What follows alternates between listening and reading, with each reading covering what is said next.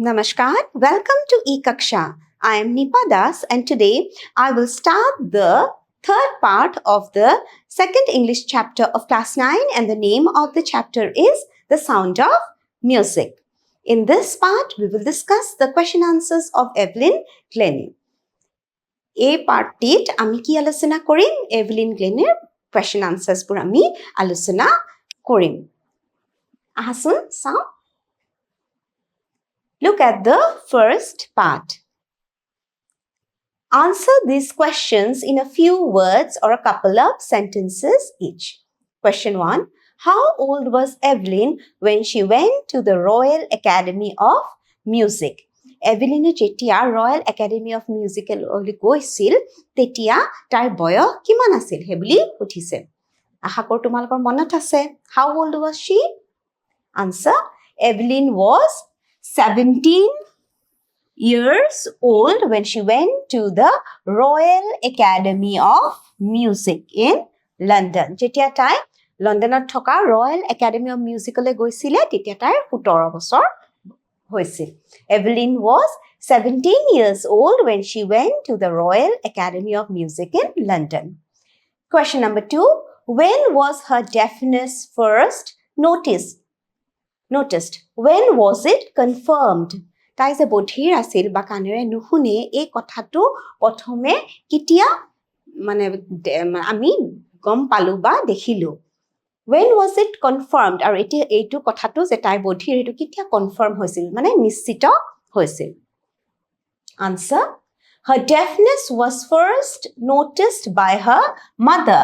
প্ৰথমে এভলিনৰ মাকে গম পালে যে তাই কাণেৰে নুশুনে কেতিয়া গম পালে when she was just 8 years old when Evelyn was only 8 years old her mother noticed that she was deaf or she could not hear and it was confirmed আৰু তেওঁলোকে নিশ্চিত হৈছিল যে তাই শুনা নাপায় কেতিয়া by the time she was 11 okay যেতিয়া 11 বছৰ হ'ল তেতিয়া ডক্টৰে কৈ দিলে যে এভলিনে কাণেৰে নুশুনে বা তাই বধিৰ Her deafness was first noticed by her mother when she was just 8 years old and it was confirmed by the time she was 11. Now, part 2. Answer each of these questions in a short paragraph, 30 to 40 words. Who helped her to continue with music? What did he do and say? তাই যে সংগীত খুব ভাল পায় তোমালোকে জানা হয়নে এই ক্ষেত্ৰত তাইক উৎসাহ কোনে দিলে বা আগবাঢ়ি যাবলৈ তাইক কোনে সহায় কৰিলে তেওঁক তাই কি কৈছিলে হয়নে হে বিষয়ও সুধিছে কি মানে কি কৰিলে আৰু তাই কি কৈছিলে answer percussionist Ron Forbes percussionist মানে তোমালোকে জানাই মই পাঠটি পঢ়াওতে তোমালোকক কৈছো হয়নে the person who plays instruments like the drum or the tabla they are known as percussionist Ron Forbes. What was the name of the percussionist? Ron Forbes. Helped Evelyn to continue with music. সংগীতত আগবাঢ়ি যাবলৈ কোনে সহায় কৰিছিল তেওঁক Ron Forbes. He began by tuning two large drums to different tones. প্ৰথমে তেওঁ কি কৰিলে দুটা ডাঙৰ ড্ৰাম ললে আৰু দুইটা বেলেগ বেলেগ কি টিউনিং কৰি দিলে না বেলেগ বেলেগ নোটছত ধৰা হাই নোট লো নোট বেলেগ নোটত তেওঁ কি টিউনিং বা এডজাস্ট কৰি দিলে He asked her not to listen to them through her ears, but to try and sense the sound in some other manner. So, প্ৰথমে তেওঁ কি কৰিলে দুটা he took two large দুটা ডাঙৰ ড্ৰাম ললে okay আৰু কি কৰিলে বেলেগ বেলেগ নোটছত টিউনিং কৰি দিলে okay তাৰ পিছত তাই কি ক'লে যে তুমি এই মিউজিক বা সংগীত কি শুনিবলৈ চেষ্টা কৰা কানেৰে নহয় কৈছে যেহেতু তুমি নুহুনা হয়নে সো তুমি কি কৰিব লাগিব তুমি হে মিউজিকটো তুমি অনুভৱ কৰিবলৈ চেষ্টা কৰা এই কম্পনবোৰ হয়নে কম্পনবোৰ অনুভৱ কৰিবলৈ চেষ্টা কৰা Name the various places and causes for which Evelyn performs. So, what is question number 2? Question number 2 সুধিছে যে Evelyn Glennie কি ঠাইত তাই perform কৰিছিল আৰু কি কাৰণৰ কাৰণে কি কাৰণত perform কৰিছিল Evelyn, apart from her hectic international schedule with regular concerts, gives free concerts in prisons and hospitals. So, তেওঁ খুব কি বিখ্যাত সংগীতজ্ঞ আছিলে আমি জানোৱে তেওঁ কি কৰিছিল apart from her hectic international schedule তাৰমানে আন্তঃৰাষ্ট্ৰীয় তেওঁৰ কিছুমান schedule থাকে আন্তঃৰাষ্ট্ৰীয় মানে বিভিন্ন দেশত তেওঁ গৈ কি পৰিবেশন কৰে সংগীত পৰিবেশন কৰে with regular program কৰে হয়নে ইয়াৰ বাহিৰেও apart from that তেওঁৰ কি কিছুমান তেওঁ free মানে বিনামূলীয়া ওকে ফ্ৰী কনসাৰ্ট কিছুমান কৰিছিল ক'ত কৰিছিল prisons and hospitals চিকিৎসালয় আৰু জেলত বা কাৰাগাৰত ন হস্পিটেলত থকা ধৰা ৰোগীয়া মানুহৰ কাৰণে তেওঁ পাৰফৰ্ম কৰিছিল ফ্ৰী ওকে আৰু নহলে বা প্ৰিজনতো কৰিছিল She also accords high priority to classes for young musicians আৰু high priority মানে যুৱক যুৱতী বা সৰু ল'ৰা-ছোৱালী যিসকলে সংগীত শিকিব বিচাৰে তেওঁলোকৰ কাৰণে কি তেওঁ খুব গুৰুত্ব হাই প্ৰায়ৰিটি খুব গুৰুত্ব দিছিলে music ক্লাছবোৰত Part 3 Answer the questions in 2 or 3 paragraphs 100 or 150 words How does Evelyn hear music যে এভেলিনে কি দৰে সংগীত শুনে কাৰণ আমি জানো তেখেত বধিৰ হয়নে কাণেৰে নুশুনে Answer Evelyn hears music by sensing the notes in different parts of her body. By sensing the notes in different parts of her body. তাই মিউজিকৰ সেই নোটছবোৰ তাই কি কৰে শৰীৰৰ বিভিন্ন অংগত তাই কি হেতু অনুভৱ কৰে আমি যিদৰে কাণেৰে শুনো তেখেতে কি হেতু অনুভৱ কৰে ক'ত অনুভৱ কৰে in different parts of her body শৰীৰৰ বিভিন্ন অংগত When Ron Forbes, আমি Ron Forbes বিষয়ে পঢ়িছো, he was a percussionist, হয়নে? When Ron Forbes tuned 2 drums to different notes and asked her to sense the sound without using her ears. She realized that she could feel the higher drum from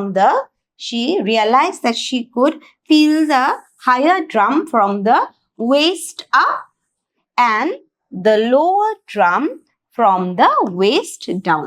So percussionist Ron Forbes কি কৰিলে দুটা drum ললে আৰু এটো adjust বা tune কৰি দিলে দুটা বেলেগ বেলেগ নোটছত যেনেকৈ ধৰা এটা হাই নোট এটা লো নোট হ'ব পাৰে বেলেগ নোটত দুইটা ড্ৰাম টিউনিং কৰি দিলে আৰু তাই কি ক'লে যে তুমি এই মিউজিকটো শুনিব চেষ্টা কৰা কেনেকৈ তুমি তো কাণেৰে নুশুনা তুমি মানে সেইটো অনুভৱ কৰিব চেষ্টা কৰা সেই বুলি ক'লে তেতিয়া তাই কি লাহে লাহে যেতিয়া বজাওতে কি ফিল কৰিলে তাই so she could feel the higher drum from the waist up and the lower drum from the waist down juntu high notes asile hetu ki tai body waist up mane kokalor uporot feel korisil vibration bur kompon bur no aru juntu low drum asile hetu ki kokalor tolot anubhav korisil he musicor shobdor kompon bur She learned how to open her mind and body to sounds and vibrations. Okay? So she learned, so tai eidore eneke hikile, jehetu tai nuhune, so tai ki lahe lahe eneke hikile, kidore tair mon aru horire tai hongit anubhav ba shobdobur tai ki anubhav koribo para hol.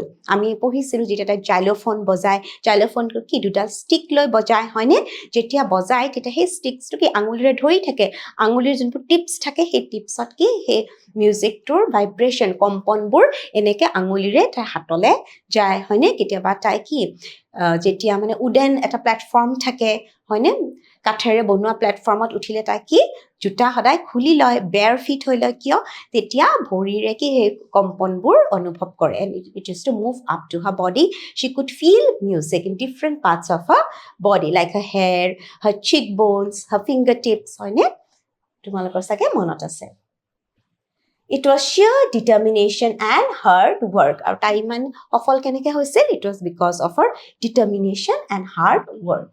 When she plays the xylophone, she can sense the sound passing up the stick into her fingertips. Moi je tumaleko kolu he kotha khini. So tai jetia xylophone bojay, tita ki hoy?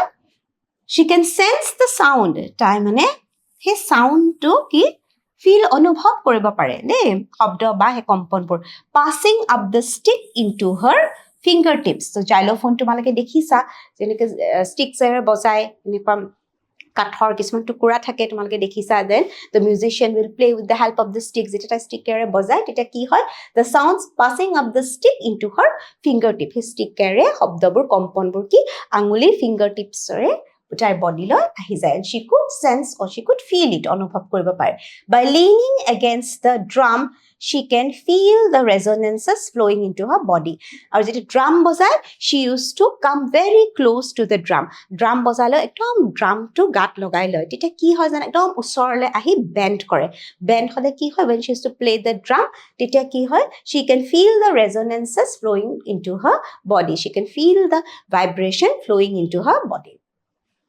On a wooden platform, she removes her shoes so that the vibration can pass through the bare feet and up her legs. আৰু মই কোৱাৰ দৰে অলপ আগতে যে তোমালোকক কৈছিলো কাঠৰ প্লেটফৰ্মত যেতিয়া তাই উঠি পাৰফৰ্ম কৰে ড্ৰাম বজাই তেতিয়া কি কৰে সদায় জোতা খুলি লয় তেতিয়া কি হয় ভৰি তলুৱাৰে বেৰ ফিটেৰে কি হয় ভাইব্ৰেশ্যন কম্পনবোৰ ভৰিলৈ ওপৰলৈ এইদৰে উঠি আহে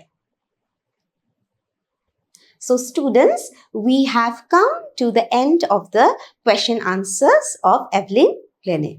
Evelyn Glennie's question answers pur ami aji aluchona korilo. I hope it was helpful. Asha koru tumalokor sahay hobo hoine. So students, we have come to the end of this part. See you in the next class. Until then, take care. Thank you.